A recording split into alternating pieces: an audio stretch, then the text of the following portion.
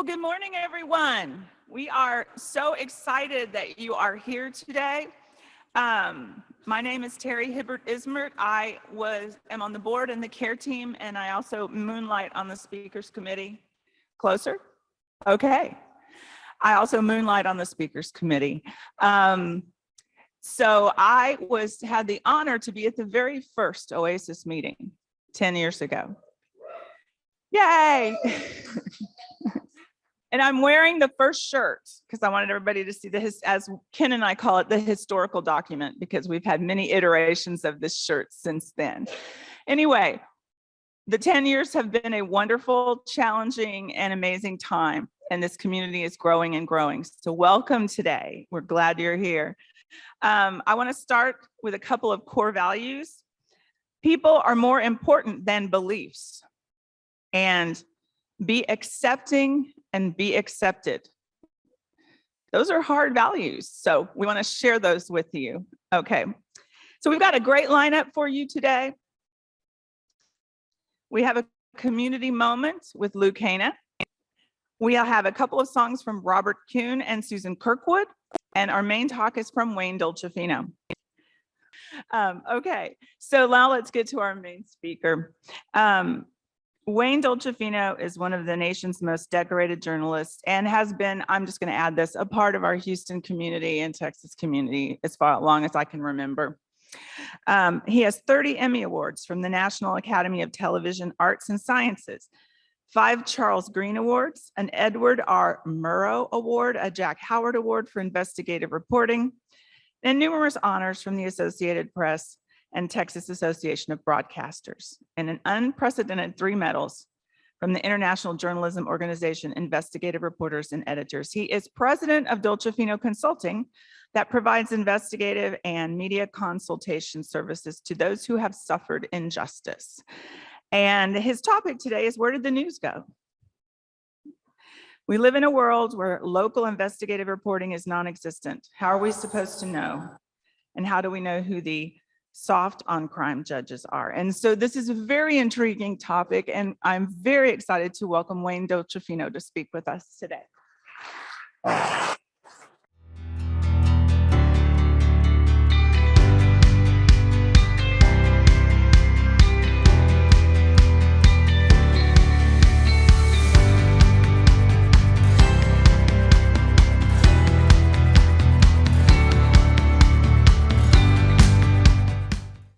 We walked in together, and I had a bad head-on car accident 5 years ago, and so we sort of commiserated with her feet. She's got the boot on, and I was in a wheelchair for 7 months, and learned a whole new appreciation for disabled folks, because I went to a Mexican restaurant with my family once, and it's a small restaurant, and I had to go to the bathroom, and my wife, of course, was so sympathetic that she didn't push me in the bathroom.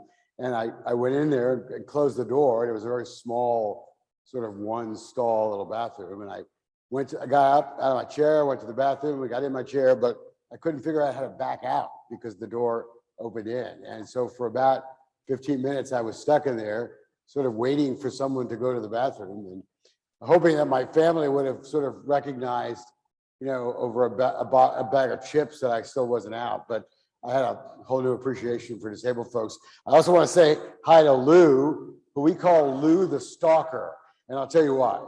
So I get asked fairly often to speak to groups, and I always try to accommodate, because I just believe in sort of spreading information to folks and try to educate folks on various things. And Lou called me like every couple of days, mad at me because I had not turned in my official biography, and I didn't tell him what I was going to talk about, and called me and said, do you have a PowerPoint?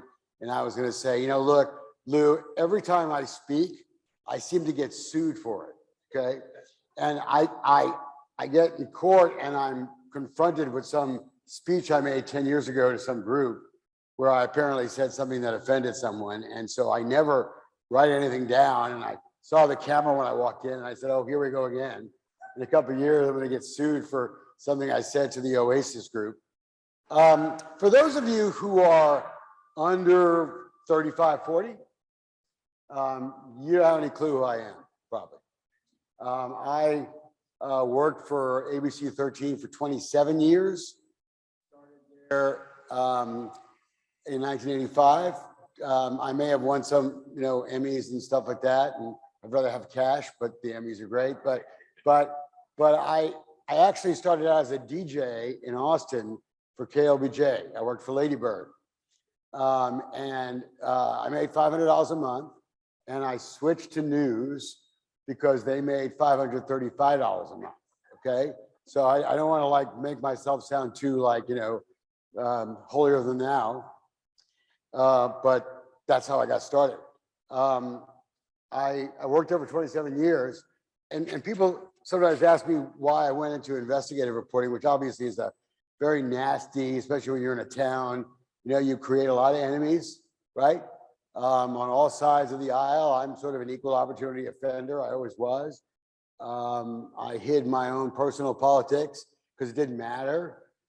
There's sort of rights and wrongs about truth and injustice and fraud and wasting people's money. And I'm sort of a fundamentalist about transparency and people's right to know so they can, make their own decisions. But I was there 27 years. I will tell you though, how I sort of became that guy. I worked in radio for KTRH Radio, which is a Houston radio station, AM 740. And I used to go to school in Austin, and then would drive in at night on Friday night, and I would be on the news Saturday and Sunday morning during the fishing news. And I'm from Brooklyn originally, and so I didn't know, we would never fish in the water by our house in Flatbush. So I knew nothing, I never fished, I knew nothing about fish, but I was all of a sudden sitting there doing the news with the fishing guys. And so I then got assigned to the Capitol, and I worked the early morning news in Austin with the fishing guys, right? Well, there's a lot of folks who clean the Capitol who are part of a group of physically, mentally challenged folks who do all the work at the Capitol. And so I was about the only person there other than them at 3 a.m, and I was working one night, and I had befriended some of these guys, and they came in and said, "Hey, Wayne, the FBI is downstairs in the basement, and they're padlocking a state senator's office." So of course I had the exclusive, right? Because I was the only person there. It wasn't that I was such a great journalist. It was just I was the only person there. So I go down, and it was State Senator Gene Jones. And so I, of course, was on the air that morning. I had the big exclusive. For me, it was a big deal. And then, the next day I waited for the story to be in the Chronicle or the Post. Back then we had actually 2 major newspapers, which I used to always argue we should maintain, because you shouldn't have one of nothing in the news business. It's problematic, especially now. But anyway, I waited for the story to appear. It was a big deal, right? The FBI had raided the Capitol. It wasn't quite as exciting as the Mar-a-Lago stuff, but it was a pretty big story in Texas. And I didn't see the story. And I said, well, maybe they're going to do it the next day. And they didn't see it the next day. And then I started starting to realize that the state senator had very powerful political friends. It was the Hobby family owned the Houston Post at the time. And turned out Gene Jones and the Hobby family were very close. And it's when I sort of realized, and I never really snapped to it before because I was just a partying UT student, right? Doing journalism mostly because my Jerry Lewis imitations at the time, I was a big sort of a cut up guy, wasn't really a job, right? So I sort of had gone into radio. And so that's when I realized that there are sacred cows.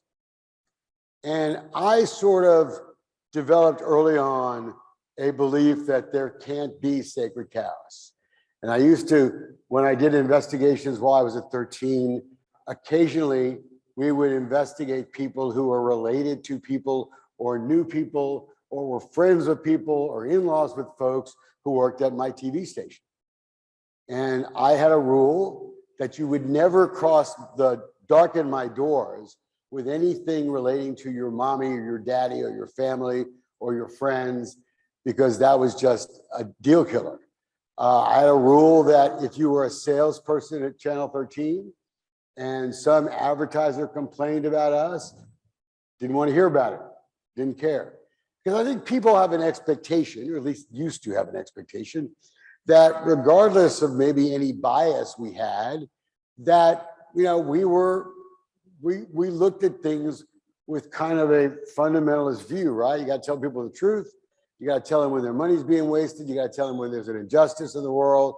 You got to tell them when you've uncovered fraud. And I did my fair share of it. And when Lou asked me what I wanted to talk about, I said, I was in the news business. I still am to a certain degree. And then before I tell you this, let me tell you what I do now, okay?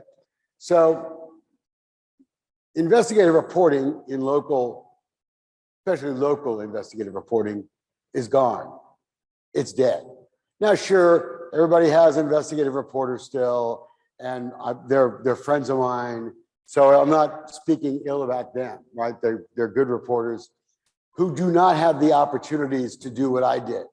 Because when I did it, for instance, Channel 13 was owned by ABC. ABC believed that you don't mess with us, right? You mess with us, we will demonstrate for you why we have power too, right? We didn't get intimidated. We didn't care if advertisers came in. We didn't care if we made Black folks mad or Hispanic folks mad or the rednecks mad, right? Everybody has a constituency, right? We just didn't care. But that changed along the way. Back when I was doing TV, we were off the air for sometimes months at a time. I'm sort of leaning over here because they're a bigger group. I'll come over here now. I don't want to think I'm discriminating over here. But, so we now the media doesn't have time. We used to spend weeks, sometimes months on investigations. We were off the air. I was on in February, May, and November. I don't know how many of you are a little older, you remember that in local TV, right? The big sweeps months, right? The topless bars and fire inspectors, right? People wanted to see that kind of stuff. But we had weeks, sometimes months to work on things. Now, there's so much news and there's so little time that these reporters who make about a third of what we used to make have to be on the air almost every day. Ted Oberg and I are very good friends, Channel 13 guy. He does what I sort of used to do, right? But he's got to be on the air almost every day. You cannot investigate and uncover things, right? And that's why what you see now on the local news, if you even watch it, which I rarely do, but what you see now is mostly what we used to call, if it bleeds, it leads. I don't want to be tacky, but that's what we used to call it, right? It was easy, very easy covering police stuff, right? It's spoon-fed for you. You go out and shoot some pictures, cops give you a briefing, you simply report it. And it's easy to do the feature stories, but it's much harder to investigate things. And I'll give you a weird case in point. And this really goes to what I'm talking about how we do not know what is going on in our town. We don't. So years ago, I was involved in an investigation of guys who ripped off seniors on home remodeling stuff, right? Like the real creme de creme of our society. The guys that would take advantage of old folks and disabled folks on home remodeling projects. And while we were in the 5th Ward one day, I noticed a broken fire hydrant. And then I saw another one, and then I saw another one, and I was saying, man, I mean, look at all these broken fire hydrants in this poor neighborhood. I mean, that would never fly, right? I mean, I'm sure it wouldn't fly in most of your neighborhoods, right? The fire hydrant outside your house was broken and the top chopped off. You'd be like calling like in a couple of days going, hey, fix it, right? So I one day had my office call the city and to ask them if they had a list of all the broken fire hydrants, right? A lot of people used to think I was a really good reporter or like, whatever, but actually when you investigate government, you can be an actual village idiot and still get really lucky, okay? And I say that because the good thing about government, at least for me, was that they kept records of their own incompetency. They really did. So I called the fire department and we asked about whether tell us how many fire hydrants had been broken. And they said no, but we do have a list of how many fire hydrants have been broken for a year. And I'm thinking to myself, like, you're kidding me, right? Like, why would a fire hydrant be broken for a year, right? But that's the great thing about government. They keep records of their own incompetency, right? So we started documenting where all these broken fire hydrants were. And we even discovered that the fire hydrant that was outside the city fire hydrant repair facility had been broken for more than a year. It was like 30 feet from their office, and it had been broken for more than a year. Now, of course, these fire hydrants were disproportionately in poor neighborhoods. I don't like calling things black neighborhoods and white neighborhoods. I've never liked that because I think it's got, I think inequality has a lot more to do sometimes with your ability to pay for things, right? And how much money you make rather than what color you are. And I say that as someone who's investigated corruption in small, what I call the redneck towns, right? That are like in the east of Houston, and corruption and fraud in minority communities, right? Or traditionally what we call black communities or Hispanic communities. I never liked the whole black-white thing. Personally, I just think I was Italian, right? I am Italian. And we were not considered white when my ancestors moved here. And I'm like some more olive skin. Some of you are lighter, right? I think when we start giving people colors, we create problems that's just a personal thing, okay? So I do this investigation and we find out that of course, all the broken fire hydrants are in the poor neighborhoods, right? What a concept, right? And that story today, it took us weeks to do this, right? Weeks, because we took little red, you know, those little red pin cushions. Back then we didn't have like fancy graphics. So we took these little pin cushions in a map of the city and we actually put pin cushions where all the broken fire hydrants were. It took us days to do this, right? But we did it to demonstrate something that needed to be fixed. You never see that story today. You would never see a story today or investigation done about the last time someone cleaned the drain outside your street. You know, when it rains, it always floods here, right? And a lot of the reason it floods is because nobody cleans the damn drains, right? Which should be done, especially before every hurricane season. I mean, I'm not trying to be logical, but that would make sense, right? Nobody does that story anymore. Takes too long. I've been doing in Dolcefino Consulting an investigation of the housing authority. So let me tell you the good things about my company and the bad things. So when I left TV, mostly because of the lawyers 12 years ago, you know, it used to be that we wanted to be first. When I left Channel 13, I was constantly being asked by the management and the lawyers if I could let someone else go first. Like, can someone else expose this first? Which was like what? Like, really? But they wanted to see like what the reaction was before we did it. I, toward the end, was spending probably 3 to 4 hours a day with lawyers, arguing about the color of the sky with me. I mean, that's really what we were doing. And that's why a lot of what I call the big local investigative reporters around the country, not just here, not just me, got out, right? We just said that, you know, the heck with it. We got out. So my company is hired. People pay us, and we bill much for. People pay us to investigate and expose things.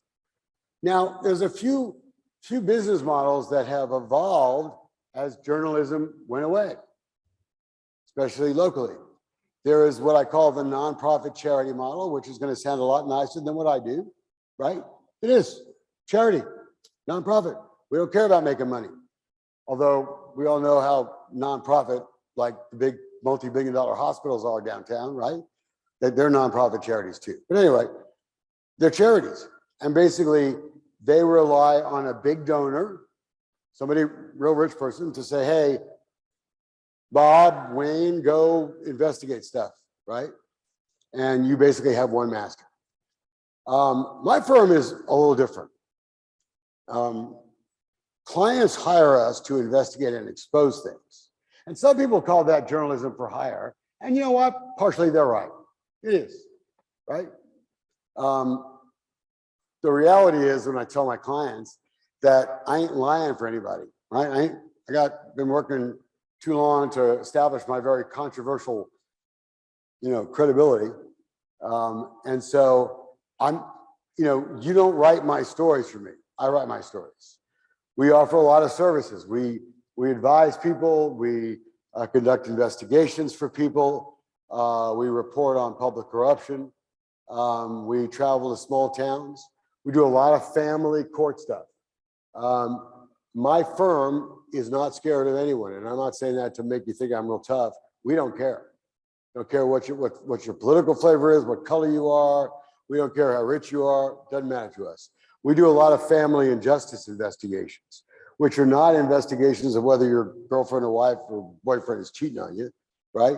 It's whether or not the judge in your case is dirty because of a relationship with the lawyer on the other side. About the absolute disgusting family court system we have in this state, mostly because the family lawyers run the legislature.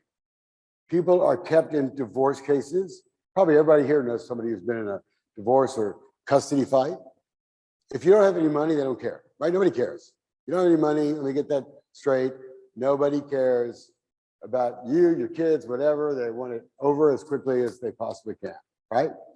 But if you have money, then there's an industry, a cottage industry that's been developed, right?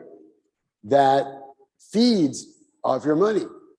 They know exactly how much money you have, right? Your lawyer and the other lawyers will know the intimate details about your money, right? And so they will, if you got $1 million, they're going to figure out a way to spend $1 million, leave you with nothing.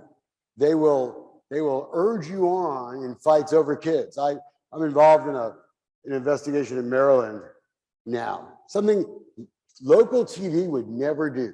You never see even the networks do stories on family court, right? Which probably affects more people than virtually anything, right? How many people get divorced? How many people have custody fights, right? There's so many, but you don't ever see any news on it, right? And the reason is the media is scared of the lawyers. When I started in television, the insurance for investigative journalism was $100,000, right? Which meant if I did a story and somebody didn't like it and they sued us for libel or slander or the assorted things, the first $100,000 was ours. And so from a business standpoint, you know what? I mean, it's $100,000, but in the real world of big corporate, not that much money. Well, it then went up to $2 million, from $100,000 to $2 million. And that began to have a real effect on investigative reporting because you would get sued. I've been involved in 25, I was once the ABC Legal Department Man of the Year because I had been sued more than anyone else, okay? Which I still carry on as a great badge of honor. So think about it. Now the calculus is it worth $2 million to you? Well, I used to always tell my boss it was worth $2 million to me because it wasn't my money. Sure, it's worth $2 million to us. But think about now the decision. It's one thing to be willing to spend $100,000. Are you willing to spend $2 million? And stations started saying, you know what?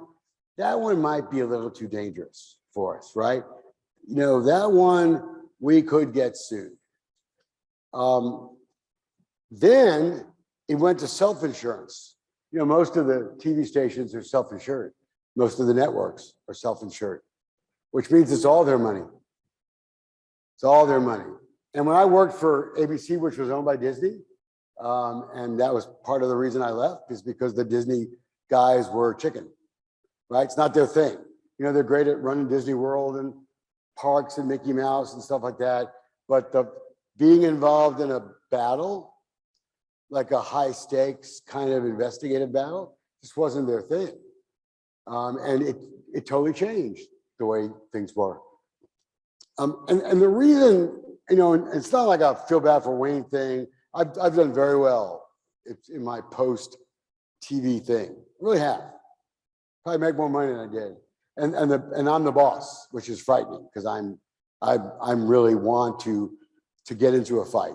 I don't mind fights. I investigate bullies pretty much all the time, and the only way to fight a bully is to be a bully. Just is. Otherwise, you're going to get run over. And I know that may not sound like a nice, humanistic way of doing things, but in the real world, there's a lot of bad people and a lot of mean people and a lot of people who use power. And that doesn't make what I do particularly moralistic, although I certainly believe that what we do is very important, right? Because we use social media now. I'm an old school guy, as you can probably tell. I'm 65, but we use social media, and the internet now has become just as important as some Channel 2 News or Channel 11 or Channel 13 at night. When I was in TV, and this wasn't that long ago, 15 years ago maybe, probably when I was on big investigation, right? 20% of the audience, of the available audience, would watch Channel 13 News, especially on a night when we were going to do some big, topless dancer investigation or some, kind of nonsense we did, right? That's why we watch us. Now, you know what it is? 0.6%. So the TV stations now, instead of having a reporter and a photographer and an engineer at the scene, they have one person, right? They set up the camera, they stand in front of the camera, they talk, right? They got to edit the story, they got to write the story. So think about the average day for a reporter. They come in at 9 o'clock, they're given their assignment about 9:30. They usually have their first newscast by 3, which means they have to be ready to edit by about 1:30. Plus you got to eat lunch, right? Plus you got to go out and try to get both sides, right, of a story, which is why I tell my clients that I advise on media stuff, the early guy gets the worm, right? Because it'll completely color the narrative that's created, right? And that's why I told Lou the thing we really should be worried about when I talk about where the news go is because narratives are created very early in things. You remember after the hurricane when that Arkema plant blew up on the east side and the DA, for whatever political reason she wanted to, went after them and indicted them all and right, they're criminals. It turned out that they tried like heck to save the plant, right? And people were risking their lives in there trying to save the plant. They weren't like bad actors who said, hey, look, there's a hurricane coming, let's leave, right? Who cares about the people out there, right? And that narrative at first wasn't created because it was all about these, look at that fire. Look at what they did to those people who live out there. And not, it was a hurricane, right? And bad stuff happens in hurricanes, right? And these people tried very hard to save their plant. None of that was part of the narrative. So narratives are created very, very early. It's very hard to change them. The other, and I know, I promised Lou I wouldn't talk politics, but there is a political thing to this. I personally believe that one of the things that is very problematic in this town is criminal justice, right? What the choices we are making.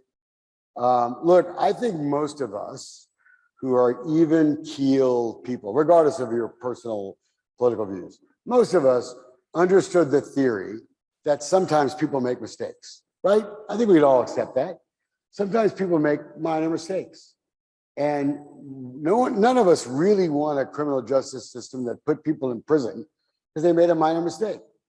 I think, and some people may bounce back at me on that, but I think most of us sort of felt that way. But what we didn't want or didn't expect is that you could be the most hardened criminal right? So we had this bail reform stuff, which seemed really great. But no one, I think would have thought the same thing if someone said, okay, look, this person has committed 10 felony offenses, okay? Violent felony, robbery, sexual assault, really bad stuff, right? But this time they got arrested for a misdemeanor, okay? And so when they go before the judge, all of a sudden they're not the 10-time robber person, they're the one-time made a small mistake, okay? That was the mistake that was made. I think we'd all can understand that, right? There's unfortunately a segment of our society that just does bad stuff. They're just bad people for whatever reason. Yeah. 3 minutes? I was gonna stop in 2 minutes and 40 seconds. So I show you how, because broadcasters, we know about time, right? And so we can tell when 60 seconds is, right? Or 30 seconds is, right? We know, right? So I knew that already. But see about, no, he did the same thing to me. He sent me an email saying, I need to know your speech tomorrow. He did. Like, I mean, he was meaner to me than some of my clients. Don't even call and demand things like that. So anyway, I think that we elected some judges that are really hurting us, that are getting people killed. I personally believe that. And so I'm using my firm's resources to do that. But you don't see that much of it on the news, right? You see like this repeat person did all these things, but you don't get introduced to the judge who allowed them to do that, right? I think we should all be worried about what's happened to the local media, because where do you get your information from in the last minute and a half? Where do we get it from now, right? We get it from Facebook and Twitter, God for that, because that's where I do my social media stuff. But we also get it from Nextdoor, right? We get it from the Nextdoor app, right? Because our community is telling us. But the investigations of why my garbage gets picked up 3 days later. My garbage pickup is Tuesday. They don't come till Friday. It's like clockwork now. Should be unacceptable. Have you ridden on most of our roads? I live off Beechnut and Braeswood Boulevard over there. Drive down Beechnut, right? I mean, like who pays these roads? We have a garbage plant being built on 69th Street. It's supposed to be $400 million. You know what it is today? 1.3 billion. And everybody's buddy is in the project. I don't care what they do, right? They're all of a sudden some experts in like a water plant, okay? You hear that story on TV, local TV, or even on Facebook or Twitter? No, you don't, because we are losing the watchdog media that used to protect us locally. And then of course you have the national freaks, and I can spend 30 seconds on that, right? You don't know who to believe. You don't. And I'm not saying whether you're liberal or conservative, you don't know who to believe. I watch everybody, right? Because I'm a little bit of a news freak. And you could watch the Mar-a-Lago affidavit, and you have one network saying it's very lightly redacted, and you have the other network saying, oh my gosh, they redacted 50% of this thing. Same document. Same document. I don't know how we fix, I really don't, because I think now we have screwed ourselves to a certain degree, right? But I just caution everybody that you're going to have to do more work to learn about what's going on in your town, because we allowed the news to go away. So that's, where did the news go? I'll shut up because I think I've got about 30 seconds, right? There I go.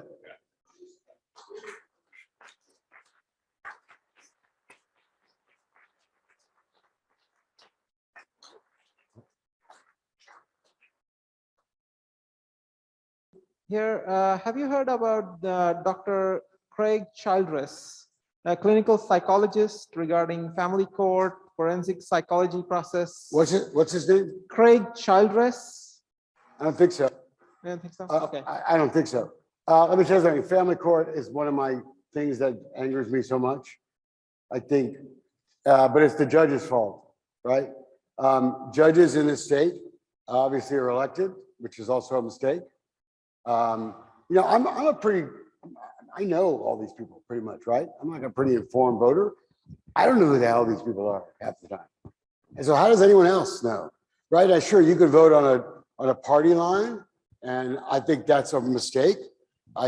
There are some Republicans that I've investigated that were really bad judges, that were crooked judges. And there are some Democratic judges that I think are crooked judges. And I think there are some judges we elected that are downright stupid. I really do. There's some people that are downright stupid that weren't qualified to be there, right? I think we should appoint judges.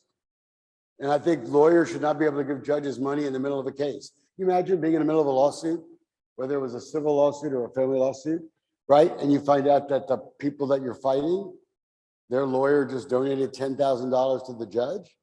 And everyone's going to say, well, that doesn't affect anything. And it's like, am I stupid or what? That's Texas. Go ahead. Good morning. Good morning. Make sure we're here. Okay, morning.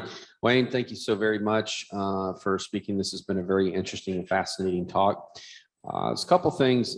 I think there's one thing I'd like to get your thoughts on. And I realize that there are more factors than one that has led to the decline of investigative reporting. But in 1979, there were more media companies that owned our TV stations or radio stations and newspapers. I don't know what the exact number, but I don't know if it was like 200, 100, 200. I don't know the exact number, but I do know that. There's also a thing called the fairness doctrine, Right. which says that on a hot political, if you presented a conservative side, you also had to present a liberal side. Sure. Today, there's no fairness doctrine, and through 4 decades worth of mergers and acquisitions, there's only 6 companies that own our newspapers, magazines, radio stations, and TV stations. And I just want to get your comments, the combination of losing those 2 things. How do you think that has affected journalism, the state of journalism today? Well, I think to a certain degree, I think fairness is always in the eyes of the beholder, right? I used to try to be fair, and I would get attacked. One week I was a racist, one week I was some left-wing freak, then I was like a redneck, whatever, right? I couldn't keep up with things people said about me. So I don't really, the fairness thing is, to me, a little bit in the eyes of the beholder. I think it's the companies that own the media. They're very, very large. Look, ABC was not a small company, but ABC was a news company, right? Disney, I worked for the mouse. I still get into the parks free, right? I want them to pull my free membership to Disney World, but those people have no business being in news, none. I used to have these, I think the last thing I said for my departure while I still had a contract, right? I got paid for the rest of my contract, but I left, is after I told the top lawyer for Disney where to stick it, okay? Because it was ridiculous. It had gotten to the, I give you a quick case in point, and I know we have questions, but so I did an investigation in Kima where the mayor after the hurricane had made sure all these poor Hispanic families couldn't rebuild their homes because he wanted their property, right? It's a class thing to do, right? So I interviewed the building inspector, and the building inspector pretty much did the, I see nothing, I hear nothing, I know nothing, right? Which for those of you who are much older, reminded me of the old TV show, The Hogan's Heroes. It's not prison guard, Schultz, who would say, I hear nothing, I see nothing. And so I like to inject some entertainment in my news when I did it. And so I played a clip that in my script, it reminded me of the Nazi prison guard, Sergeant Schultz, right? I got a call from the head lawyer for Disney, the head lawyer, not like some middle muck, but the head lawyer, said, we're not gonna air that. And I said, why not? And he said, well, first of all, Sergeant Schultz wasn't a Nazi. And I said, well, gee, maybe I'm confused, but I remember him saying Sieg Heil in the show, and he was wearing a German uniform during the war, which made him a Nazi, right? And he said, well, no, if you look at Wikipedia, which last time I checked was not some factual news source, right? It said that he was a member of some political party that was consumed by the Nazis. They were really against it and then just went along with it, okay? Could be true, right? And then I said, well, Sergeant Schultz isn't a real person, right? Sergeant Schultz was like a made up character, right? So he's not gonna sue me. And even the guy who played Sergeant Schultz is already dead, right? So I can guarantee you, I'm not going to be sued by the family, the estate of Sergeant Schultz, right? They wouldn't let me run it. And I, for a month, it was supposed to be the big story for sweeps. For a month, I wouldn't change it. I just wouldn't. I investigated the rodeo years ago and when Disney had taken over. And the rodeo was, I investigated their private little clubhouse for all the rich white guys there. And that's what I was pretty much told. I have to understand this, right? That all the rich white rodeo guys just, and I'm not making a race thing, I'm really not, but it was sort of the way it was presented to me was kind of like that, right? That they have all these expensive bars and $30,000 chairs and $500,000 bars. And I thought that was wrong. So I did that story, and then I tried to do the story, and then my general manager, who never looked at a script in his entire life, decided that that was the script that he had to check. And then said, look, I need you to get some charity expert to agree with you. So Chicago, the nation charity expert, and got him to say it's worse than you say. And the general manager, I don't think this is the best work, right? Whatever, right? So I walked out. I did. I walked out, walked off my job, and I gave the information to the Chronicle. I let them run it. Probably shouldn't have done that, but you know, fair and love and war. And they flew down some big muckety muck from Disney to come down and explain to me how it is. Like how you have to understand these are rich people, whatever, and that's how they do their thing, whatever their thing is. And I remember him meeting me, calling me for lunch at the Four Seasons Hotel. And I said to him, you know, with all due respect, I don't do my stories for you guys. I do my stories for the people that are buying the rodeo tickets. They used to be like a cheap thing, and now it's like an expensive thing. And right, they're the ones paying the freight for this. I don't care. Most people never go in a limo, right? So I don't care that they ride limos and have fancy chairs. It makes no difference to me. I was trying to get the rodeo to give more money to kids, because the rodeo, and they still do it today, has this thing where we give so much money to kids, right? Look, Apple gives a lot of money to kids, right? They're not a charity. The rodeo is a concert promoter, right? Disguised as a charity. Sure, they give like 10% of their money to charity, right? Or 13%, right? Congratulations, you're getting to pay no taxes. All your people are volunteers. You don't pay them. So like, color me a break, but that ain't so great, right? I just sued Methodist Hospital over their not showing their financial records. They're a charity, right? They don't pay taxes. They made $2.5 billion last year. I mean, I don't remember them like cutting people's hospital bills because they're a charity, right? Yet they pay no taxes and we're not allowed to see their records. Because they pretty much just say, hey, we have $2 billion. Anyway, go ahead. Any more questions from you? No, that's Okay. All right, I'm sorry, I didn't mean to rant, but go ahead. Can you talk about District Attorney Kim Ogg going after Lena Hidalgo? Yeah, so let me give you some little context. My firm did help Kim Ogg when she ran for DA because I knew Kim for 30 years and she promised to be tough on corruption, and that's all I cared about. But regardless of politics, let's be tough on corruption. Let's let the grand jury decide, not some chicken weasel bureaucrat prosecutor who's afraid of going after somebody important, okay? She didn't do anything she said she would do. So Kim and I are not friends, right? I mean, politically or personally, we're just not friends. I think though, that there's a little bit of politics in this particular thing. Look, do I think Lena Hidalgo probably shouldn't have been the county judge? Yes, only because she didn't have the experience to qualify her for it. Do I believe that what they did in the COVID contract was wrong and probably criminal? Yeah, I do, okay? But I think sometimes politics gets in the way of these things. You'll find it in a lot of towns, not just Houston, where the DA is shut down when the DA wants more prosecutors, okay? I mean, brutally shut down. And then all of a sudden there are investigations, right? Having said that, I will agree that the COVID thing was very corrupt. But if you're going to start indicting people for what those people got indicted for, then I got a list of about 20 other guys that you could indict right now, right? You know, what's going on with the housing authority in this city, the deals they're making with developers right now to give them no property taxes for 75 years, no property taxes for 75 years. If they give half their apartments to people who make about 80% of average, which is a great deal for them. I mean, why would you do that, right? And they're all Delaware corporations. We have no idea who's in these things, right? There are so many bigger scandals that aren't being investigated that sort of makes me sort of skeptical of the political motive. You understand what I'm saying? Both things could be crooked, and I'm fine with indicting. Look, I would indict half the city sometimes if it was me, okay? I think a lot of people do crooked things.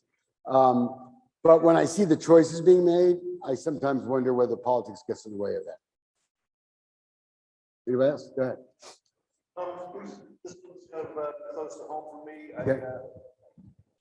This one's a little close to home for me.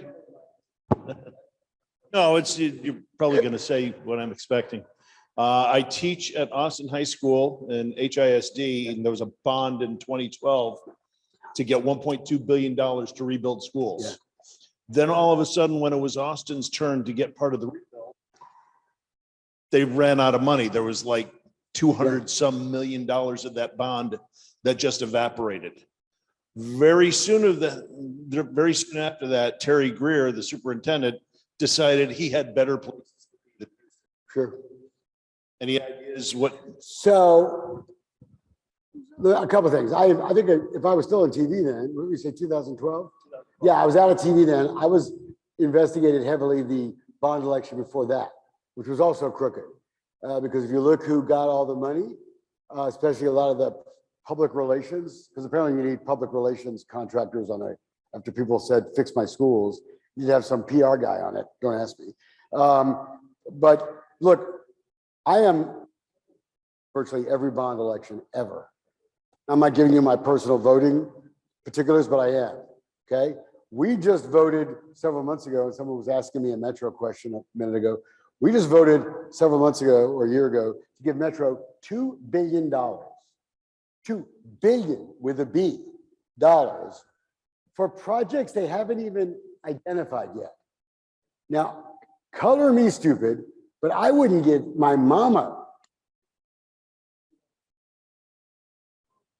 Why would you give a government agency $2 billion when they couldn't identify or articulate for you exactly what they were going to do with the money?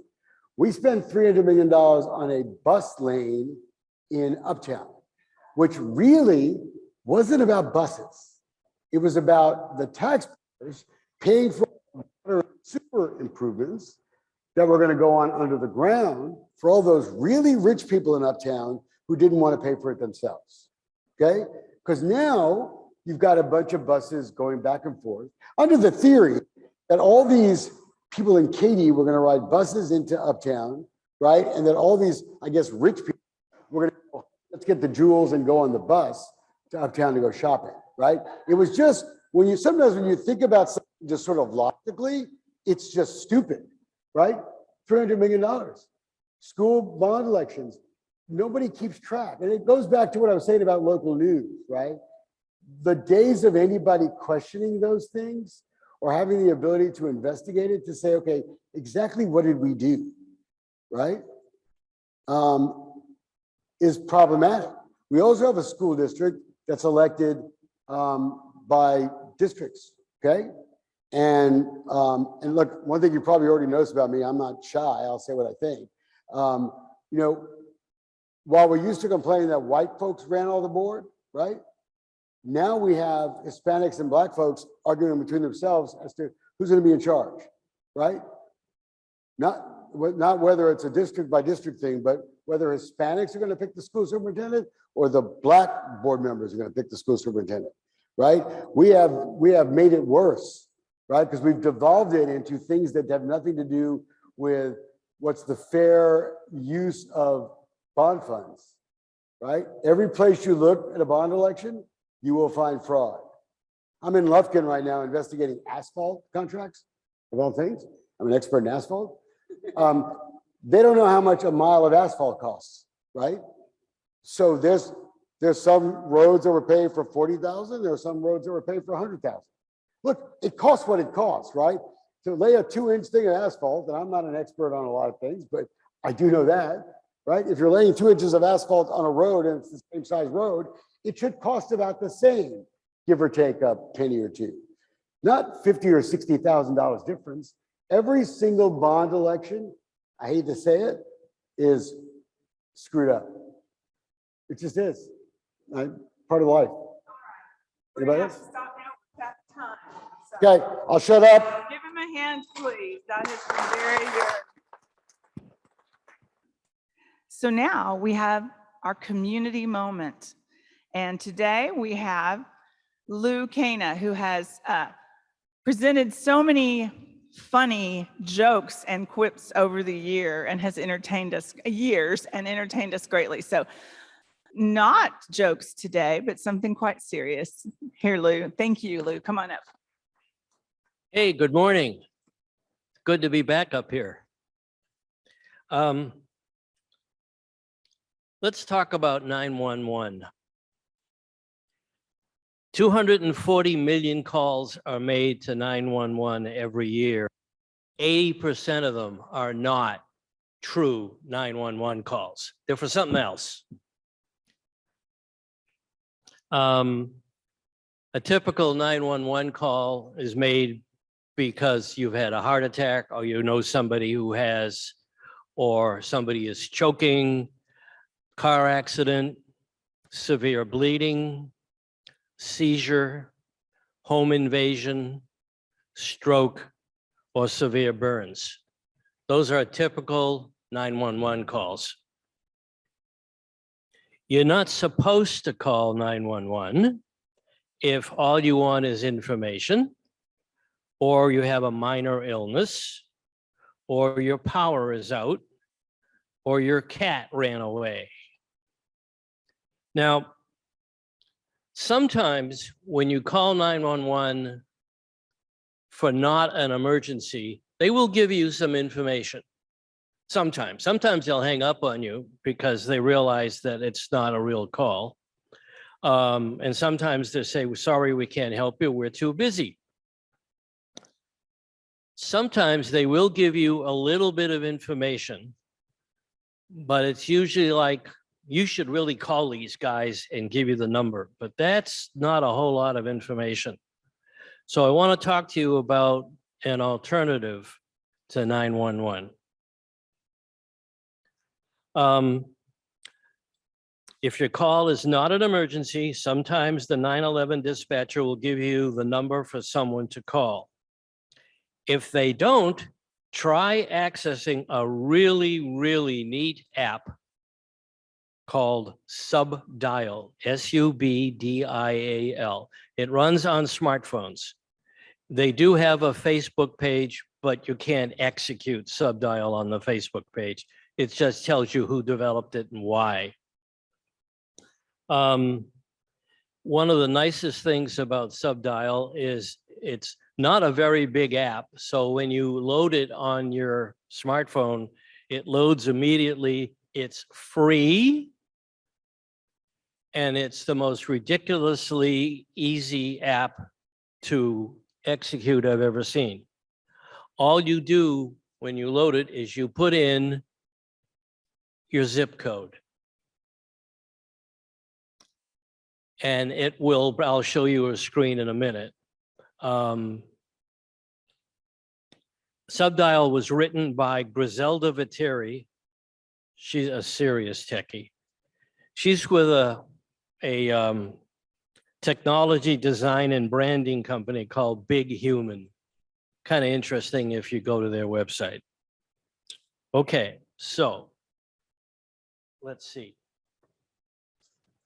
Yeah, you're given some options for organizations that can provide you with help with mental health, domestic violence, homelessness, LGBTQ plus issues, youth 0 to 24, and conflicts.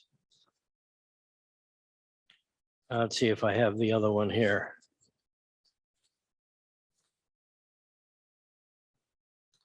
No, I'll bring it up. One of the options, there are 6 there, but there are actually 4 more. One of the options is on reproductive services. Now, I live in zip code 77082, which is a big zip code. Goes basically from Willcrest out about a mile past Highway 6 along Westheimer. So just for the hell of it, I hit the reproductive services button, and guess what I got? Nothing. Remember where we are? We're in Texas, right? Now, I have a niece that lives in the Back Bay of Boston, so I typed in her zip code. I got about 4 or 5 choices for reproductive services. I bet you're not surprised. Yeah. So let's see.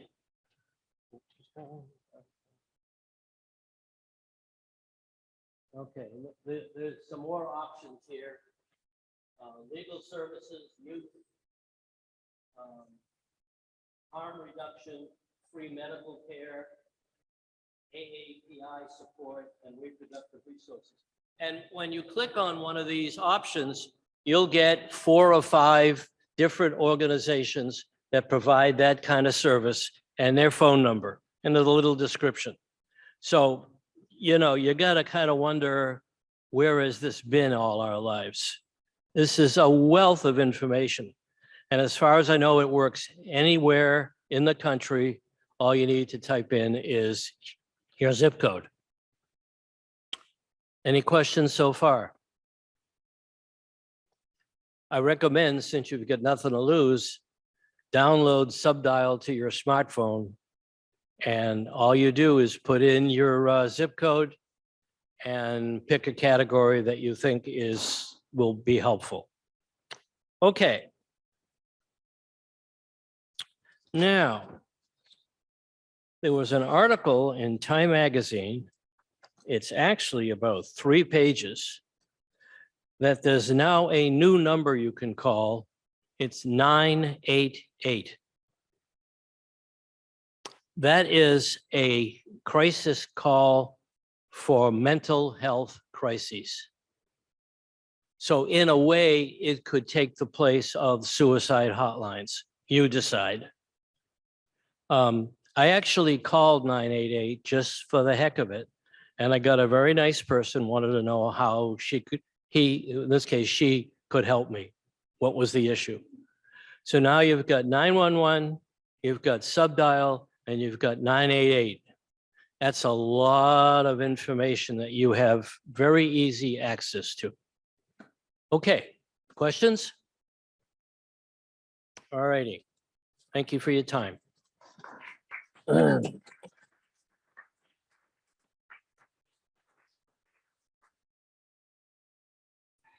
And we have the community groups. I saw a lot of people go up to look at the community groups and maybe sign up for them. I have participated in the past and they've been wonderful. We also have an anniversary party coming up on September 16th at the Comedy Sports Arena in Edo on Preston. We're going to start at 7 p.m. Lou just told me that it's not our 10th anniversary, it's our 11th anniversary. So we will have to check on that. We're not sure. Nope. Alexis says 10th. And all right. She would know. She is the president of the board. All right. So it should be really fun.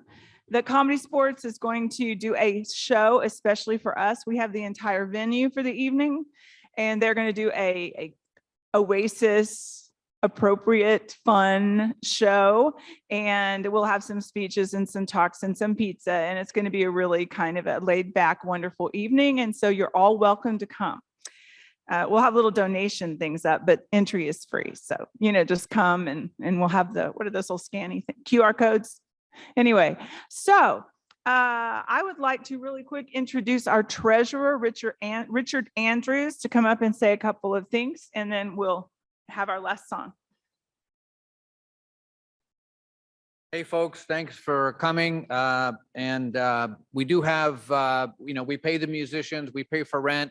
So if you're able to give, please stop at the back there. There's a hat if you want to put in cash, or there are various other ways to give, more modern ways to give, like Zelle and Venmo and that sort of thing. So if we're happy to have you here, even if you are not able to donate, that's fine. Also, the main thing is just being here. If you're able to help out a little bit, that would be great.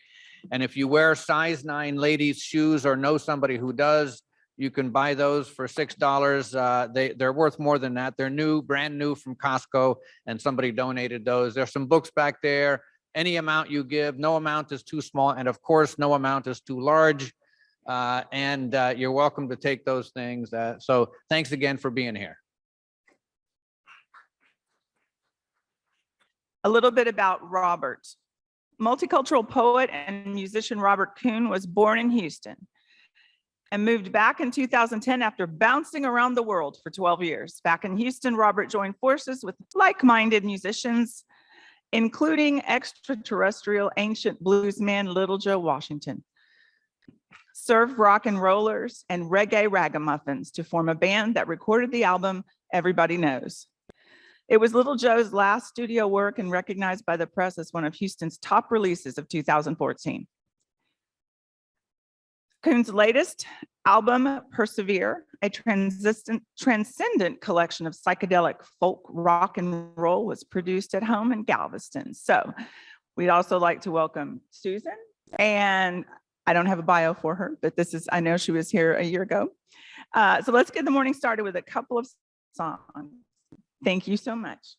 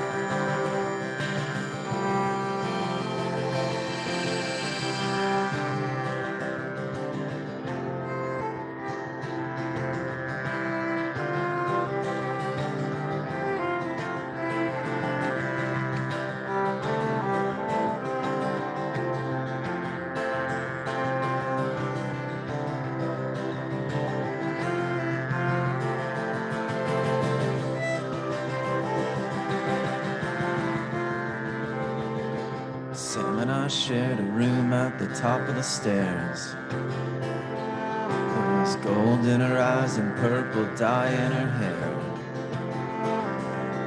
The rent was cheap and I usually paid the bills.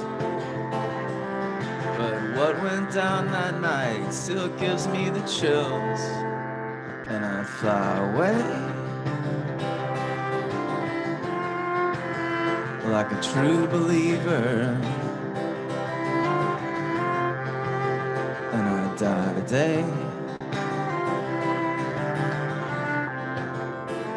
just to see her tonight.